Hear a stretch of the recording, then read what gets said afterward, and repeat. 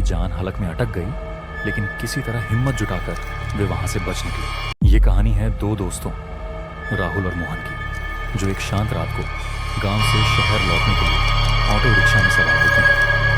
चारों तरफ सन्नाटा था और चांदनी रात में गांव की सड़कें वीरान लग रही थी। जैसे ही उनका ऑटो एक सूने रास्ते से गुजर रहा था, अचानक सड़क के किनारे एक अजीब सी परछाई दिखाई दी। पास जाने पर उन्होंने देखा कि एक सफेद लिबास में डरावनी औरत, एक चुड़ैल, हाथ में दिया ली खड़ी थी। उसकी आंखें लाल थीं और चेहरे पर खौफनाक मुस्कान थी। राहुल और मोहन डर के मारे कांप उठे। डर से घबराकर उन्होंने तुरंत ऑटो रुकवाया और उस भूतिया जगह से पैदल ही भागने का फैसला किया। रास्ते में एक जादुई नीले रंग के भंवर ने उन्हें अपनी चपेट में ले लिया और देखते ही देखते वह एक वीरान डरावनी हवेली के सामने जा पहुंचा। वहां एक पुराना कब्रिस्तान और सूखे हुए डरावने पेड़ थे।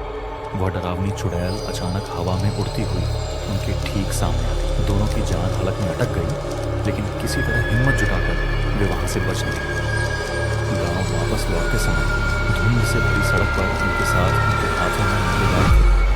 ऑटो रिक्शा में बैठकर किसी सुनसान रास्ते से गुजर रहे हैं। चारों तरफ अंधेरा और खामोश माहौल है। रास्ते में अचानक एक डरावनी सफेद कपड़ों में लिपटी हुई भूतिया सा आया, आत्मा, जिसे देखकर दोनों का। इसके बाद वे ऑटो से उतरकर सड़क पर पैदल चलने लगते हैं और रात के सन्नाटे में आगे बढ़ते हुए वे दोनों एक पुरानी खंडहर जैसी भूतिया हवेली के सामने पहुंचते हैं। वहां वह भूतिया औरत फिर से प्रकट होती है और माहौल को और अधिक डरावना बना देती है। इसके बाद वे वहां से बचकर वापस सामान्य दिखने वाली एक बस्ती की सड़क पर आते हैं और फिर ट्रेन के पास पहुंचते हैं। अंत में वे दोनों एक बड़े 2 मंजिला घर के सामने पहुंचते हैं, जहां एक बुजुर्ग व्यक्ति हाथ में